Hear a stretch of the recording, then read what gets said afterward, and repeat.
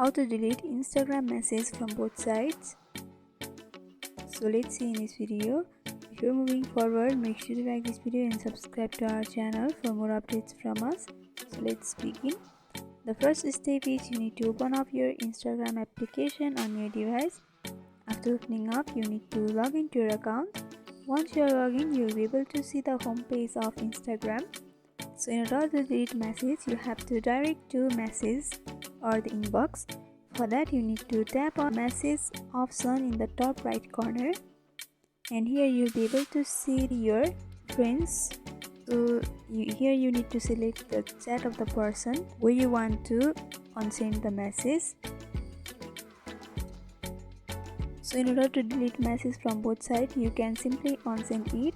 For unsending the message, you need to press and hold the message, and you'll be able to see the unsend option with red color at the bottom. You have to simply tap on that and go for unsend. And by doing that, message will be deleted from the both sides. So by following this simple step, you can delete Instagram message from both sides. So hope this video was helpful. Don't forget to like, comment, share and subscribe to our channel for more updates from us. Thanks for watching.